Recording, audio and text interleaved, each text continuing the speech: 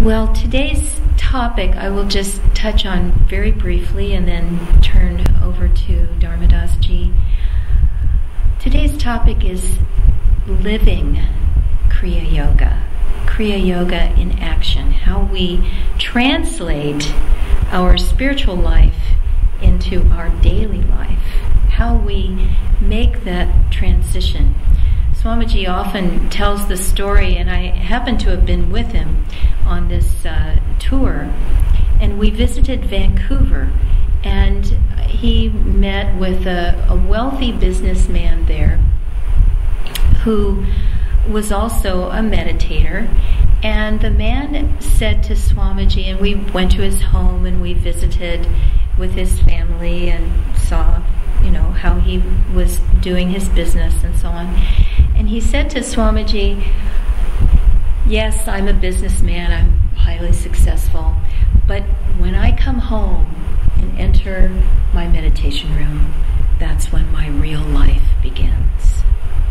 And on the surface, that sounds sort of, okay, well, yeah, your real life is dedicated to God, okay. But Swamiji's answer was very different. He said, why waste all that time during the day?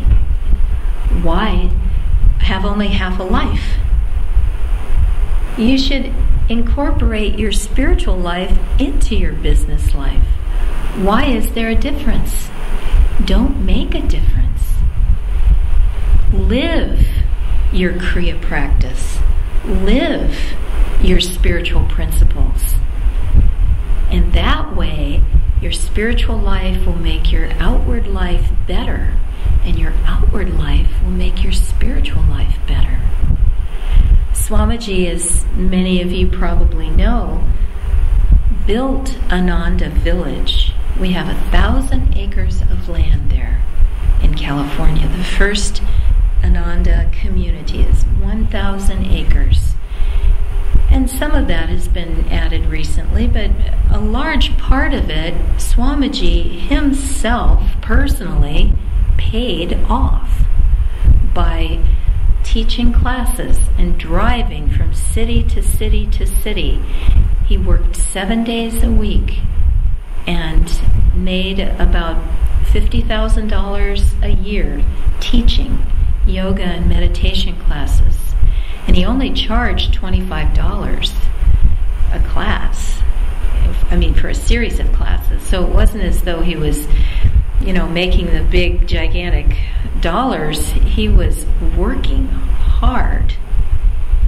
And at one point he asked Divine Mother, I don't want to be a material person. I don't want to be thinking about money. I want to meditate and be a hermit and just go inside and worship you, my Divine Mother.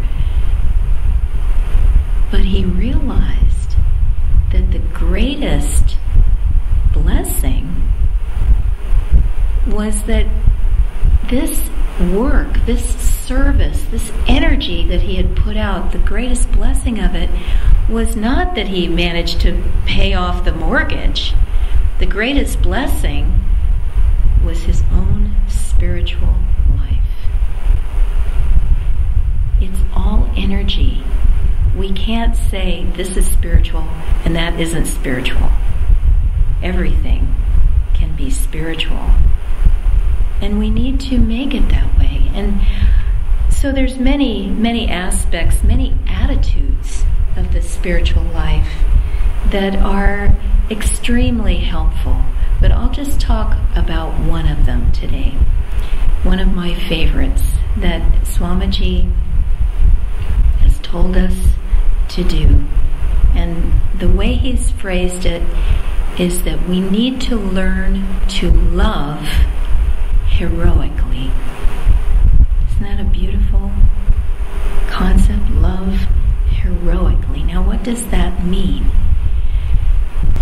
I was reading a book the other day about a man who was a political prisoner in China. This was many, many years ago, and I don't remember the whole scenario, but some of his relatives got in bad with the government, and so they captured him. And for a period of months, he was beaten daily, just all the most horrible physical torture. You know, the man had a broken arm, and they never said it or anything. It just, you know, he was left to live in darkness and squalor and pain, and he was humiliated physically, mentally, just the worst torture you can imagine.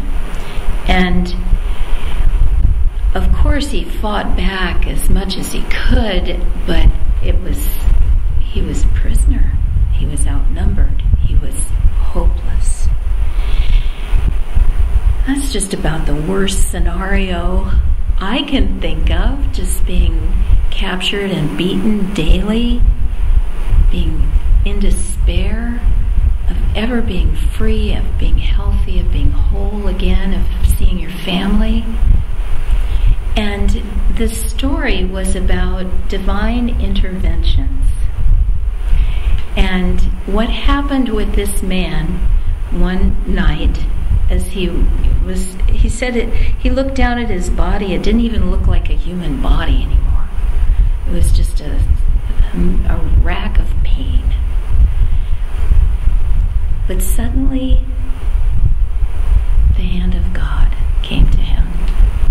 And in that darkness and despair, he felt and knew. You know, these spiritual experiences, we read the lessons, we read the story, we read the books. This is how it's supposed to be. Intellectually, we know all about it, got all the chakras named, got all the experiences all mapped out. But when it happens to you, then you know.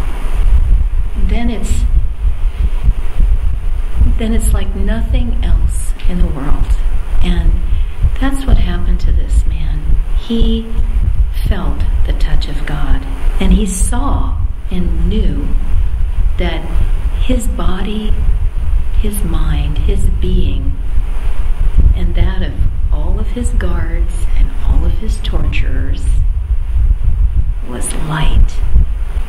The reality was divine light. And he went from a mess of pain and hopelessness and despair to bliss. And the next day, you know, same routine. They dragged him out of his cell. He couldn't walk anymore. It was just a puddle. They dragged him out and they started beating him again. Same routine, day after day. And when the torturer, the man beating him, sort of paused for renewed breath or whatever, this man who had had this experience turned to his torturer and said, "I love you."